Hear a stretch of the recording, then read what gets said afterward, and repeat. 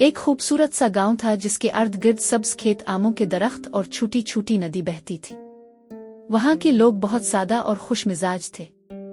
बच्चे सुबह स्कूल जाते और शाम को खेतों के किनारे खेलते। गांव के बीचों बीच एक पुराना कुआं था जिसके बारे में सब बुजुर्ग कहा करते थे कि ये कुआं जादुई है, लेकिन सिर्फ वही इसका राज जान सकता है जो दूसरों की मदद करे। इसी गांव में अली और सुरैया नाम के बहन भाई रहते थे। दोनों शरारती जरूर थे मगर दिल के बहुत अच्छे थे। वो हमेशा दूसरों की मदद करते, कभी किसी का पानी लाते, कभी किसी के जानवरों को चारा डालते। इसीलिए गांव के सब लोग उन्हें बहुत पसंद करते थे। एक दिन शाम को दोनों कुएं के पास खेल रहे थे कि अचानक कुएं से सुनहरी रोशनी निकली। रोशनी के अंदर से एक नन्ही सी परी नमूदार हुई। इसने मुस्कुराकर कहा, मैं इस कुएं की रखवाली करती हूँ। तुम दोनों ने सबकी मदद की है, इसलिए मैं तुम्हें एक राज बताती हूँ।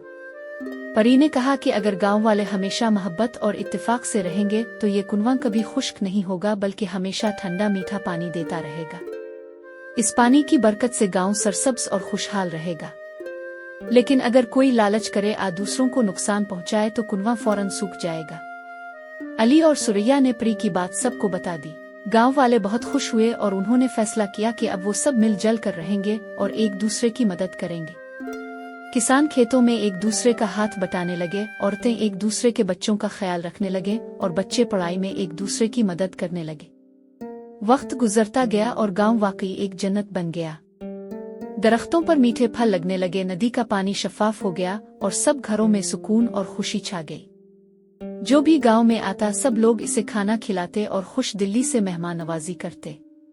बुजुर्ग अक्सर सबको याद दिलाते कि असल जादू परी का नहीं बल्कि मोहब्बत, दोस्ती और एक दूसरे के साथ का है। यही चीज गांव को खुशहाल बनाती है।